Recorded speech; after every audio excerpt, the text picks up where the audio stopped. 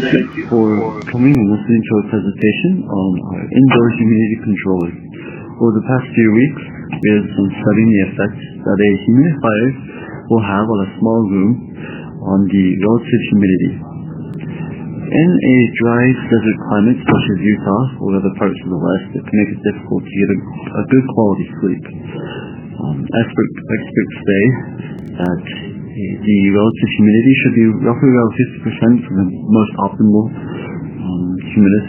relative humidity. And so our objective for our project was to create a controller that will have a set point of 50% humidity, and we'll be able to control the relative humidity inside that small room.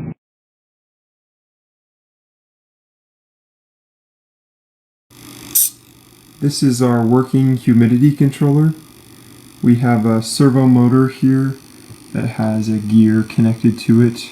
The angle of the servo motor is being written by our PID controller, and that with the band is connected to this humidity controlling knob on the humidifier, which controls this mist level coming out the top.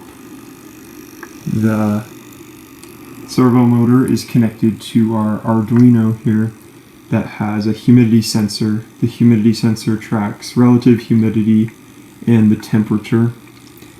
And the output of the sensor and PID controller are shown here. We're tracking parameters like our time, our controller output, the angle that's being written to the servo motor, and then our relative humidity, and then our temperatures in Celsius and Fahrenheit. As you can see, the relative humidity is hovering around 50 and 49 right now, and our set point is currently at 50. This is our working. Here you can see the results of two tests that we ran. The first on the left is our initial step test where we set our humidifier to 100%.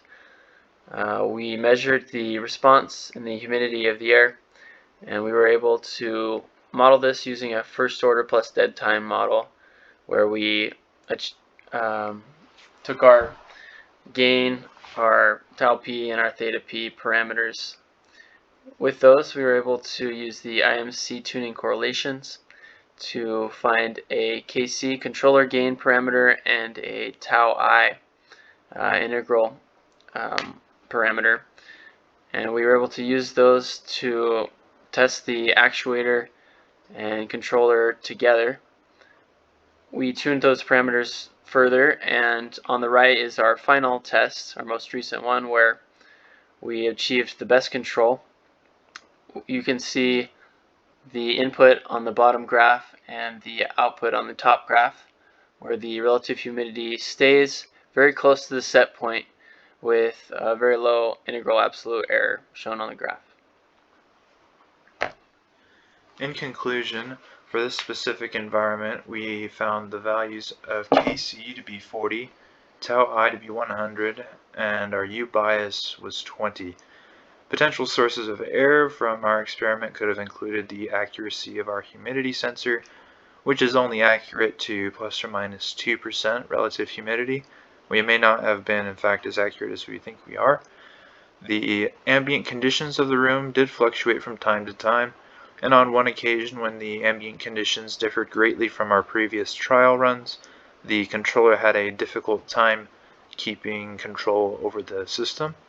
And the last part that we never really could figure out why it was happening was our actuator was making large jumps instead of a continuous response. It would go from 20 to 40 degrees, and we never could find a way to make it move continuously.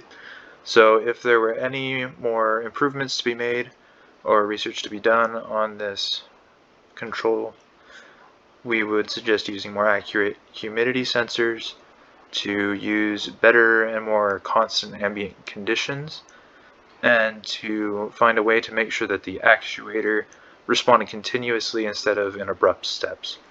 Thank you.